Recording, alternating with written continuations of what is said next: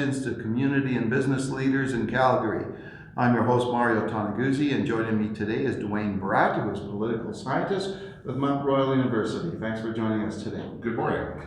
Tell me a little bit about the federal election coming up and how important it is to the future of Alberta and its economy.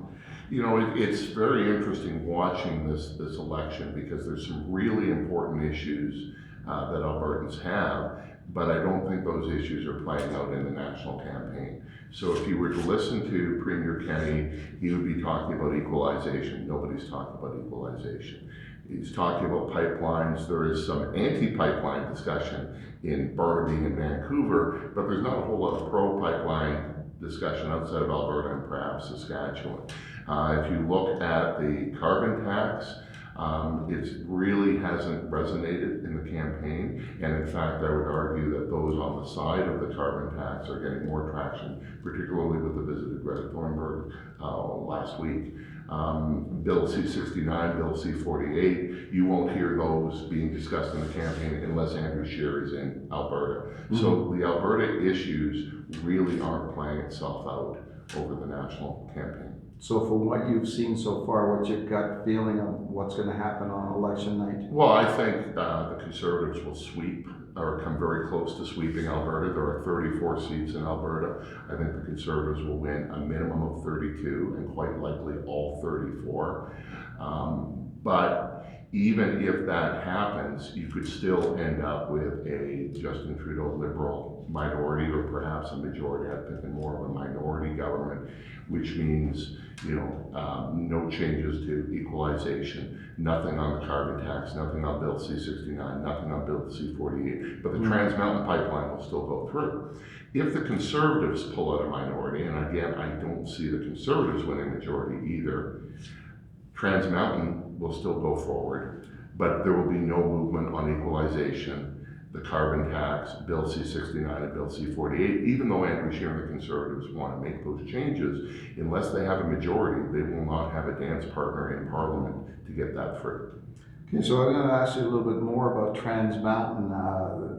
Do you think this thing is ever going to get built, no matter who's in power? Yes, I do. It has not been a straight line. There has been lots of 2 steps forward, 3 steps back, but I think it will, and I think it's in the national interest. And one of the reasons I say that is when the Liberal government decided to buy the pipeline and Kinder Morgan got cold feet, they didn't do it based on seat calculation because they're going to lose seats for buying this. I think what happened is the people in the finance department crunched the numbers, looked at the impact on Canada's GDP if it was not built, as well as what that would do to the investment climate in the country. And so as a result, I think whether it's a Conservative minority or a Liberal minority, it will get built, even though Elizabeth May, for example, has said she will not support any party that supports Trans Mountain. And Jagmeet Singh has said the same thing. Those 2 parties will represent less than 10% of the seats. So if you can't get 90% of the parliamentarians to agree on this, so I think it will get built. It has not been an easy process. Now, do you think the rest of Canada really realizes the importance of the Alberta economy, specifically the energy sector, and how it plays into the overall economy of the country? I don't think it does. And various premiers, going back to Ed Stelmach and Alison Redford and Jim Prentice, have tried to make that case. It's just not factoring in. And at his Chamber of Commerce luncheon yesterday, Premier Kenney was saying the same thing, but he was saying it to an Alberta audience. So can that message resonate? And one of the problems is, despite the damage that the Alberta economy has been in since 2014, the rest of the country is doing well economically. So to say, we're hurting, but if we were doing just as well, then you'd be even better, that's not getting across.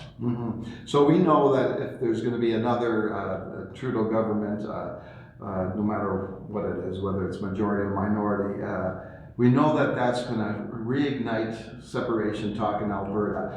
And the question I have is that even a viable I am, of all the scenarios that I've talked about, I am less concerned about what the voting results in Alberta will be. I think those are pretty given. I am concerned about what happens the day after the election.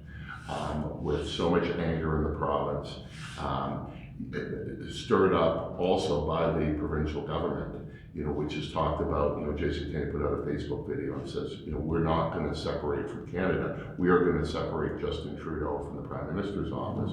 What happens if you've got all the seats in Alberta going Conservative? You've got the weight of the Alberta government against Justin Trudeau, and he wins. What are the repercussions there? We've seen this in the past. So the Pierre Trudeau government in 1980 had 2 seats in Western Canada. And out of that came the National Energy Program and all sorts of other things. I'm not saying we're going to see that, but it will be very difficult to govern. Likewise, even if Scheer wins, and unless it's a majority, he is not going to deliver what Albertans think he will. So is there going to be a backlash against the Conservatives? It's like, well, all we had to do was get rid of Trudeau and all of our problems would be solved. And then they get rid of Trudeau and all those problems remain. Do they just add to the enemies list? So these are some very significant challenges that are ahead. Okay, thanks a lot for joining us today, Duane. Okay, you're welcome. That was 5 Questions with Calgary's Business. I'm your host, Mario Toneguzzi. Thanks for joining us today.